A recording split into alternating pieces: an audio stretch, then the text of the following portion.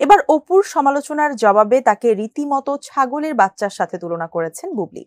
কিন্তু হঠাৎ কি এমন হলো তাদের মাঝে? তো বন্ধুরা, ইতিমধ্যে কিন্তু সবাই জেনে গেছেন যে অপু এবং বুবলির দ্বন্দ্ব কিন্তু আবারও নতুন করে শুরু হয়ে গেছে। অর্থাৎ সাকিবকে ঘিরে কিন্তু তারা দুজনে নতুন করে দ্বন্দ্ব সৃষ্টি করতেছে। তো বন্ধুরা, ইতিমধ্যে কিন্তু সাকিব কলকাতায় গিয়েছিল তার তুফান মুভির প্রচারণা করতে। সেখানে সাকিবকে এক সাংবাদিক জিজ্ঞেস করেছিল যে বুবলি কি আপনার তুফান সিনেমাটি দেখেছে।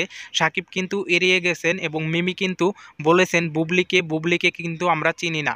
সাকিবও কিন্তু ইঙ্গিতে বুঝিয়ে দিয়েছেন।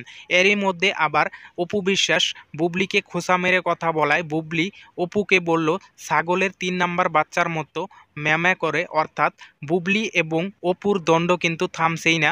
তো বন্ধুরা, সাকিবকে জিজ্ঞাসা করায় সাকিব কিন্তু উত্তরে বলে দেয় যে তারা দুজনেই আমার কাছে এখন অতীত, কাউকে কিন্তু তিনি মেনে নেয় না। অথচ অপু এবং বুবলি এমনভাবে সাকিবকে ঘিরে দ্বন্দ্ব সৃষ্টি করে যে যেখানেই সাকিব যায় এই দুজনকে নিয়ে কিন্তু সাকিবের সমস্যা লেগেই থাকে।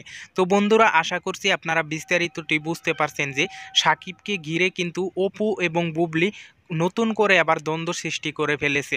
তো বন্ধুরা, আপনারা সাকিবের সাথে কাকে দেখতে চান অবশ্যই কমেন্টে জানাবেন এবং সাকিবের জীবনে এই দুজনের একজনও কি আসলে ভালো হবে কিনা অবশ্যই কমেন্টে জানাবেন এবং ভিডিওতে একটি লাইক দিয়ে ভিডিওটি শেয়ার দিবেন। ধন্যবাদ সবাইকে।